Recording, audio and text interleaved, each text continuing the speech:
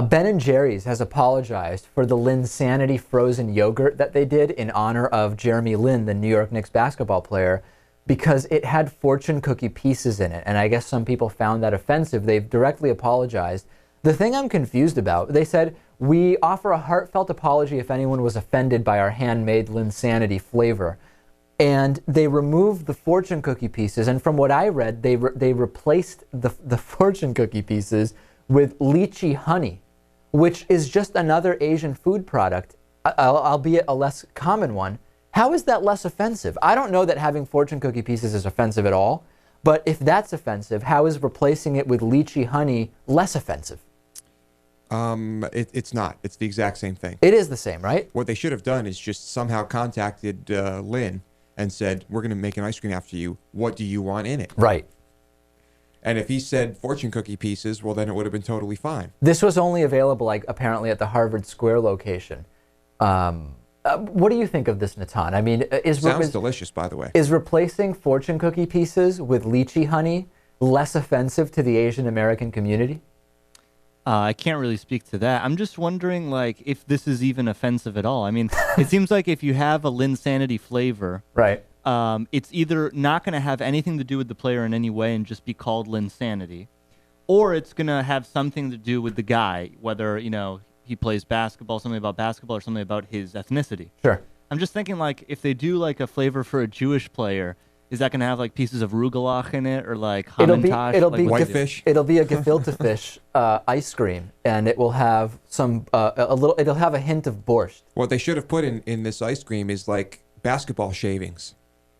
Rubber. Yeah. Okay. Here's the other thing, too.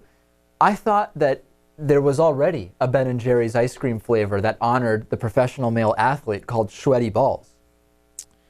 I think that was just in honor of an SNL skit. Oh, yeah. Okay. Let's think about, I mean, the last thing I would have to say on this is let's think about other food stereotypes that are considered offensive. If there was a flavor that associated a black person with either a watermelon or grape soda or fried chicken, which makes no sense, obviously, for ice cream or frozen yogurt, would that be considered offensive? I actually feel like that would be more legitimately offensive because the fortune cookie stereotype, number one, it's American Chinese food that gives you fortune cookies. It's not even... Well, he is American Chinese, but I'm a little bit confused about this whole idea of it being a stereotype. It's a fact. You go to a Chinese restaurant and they give you fortune cookies. It's not a stereotype. That's true. Yeah, that's a good point. Well, I mean, but the point is, they make an ice cream. Yeah, frozen yogurt. A frozen yogurt based on this person's ethnicity. Right. That's what they're doing. Is that what's offensive, I guess is the question. I don't know. I think, you know, I'm the last one to say that political correctness has gone too far and it's creating a problem. But in this particular case, I think this isn't offensive. And especially when you say, I'm taking out one Asian food product and putting in another, lychee honey. Come on. Yeah. I don't know. I don't know why they didn't just ask him what he wanted in the ice cream named after him. That could be good. On today's bonus show, we'll talk about more tension between Iran and Israel. We'll talk about a potential space elevator. We'll talk about a judge mandating a Facebook apology. DavidPakman.com/membership. We need your support to keep the David Pakman Show going and growing, Lewis. It's time to become a member if you've been waiting.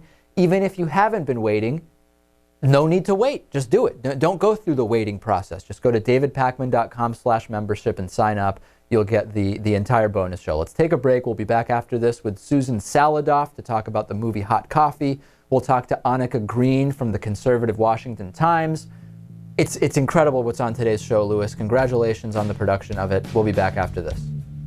The David Pakman Show at davidpakman.com.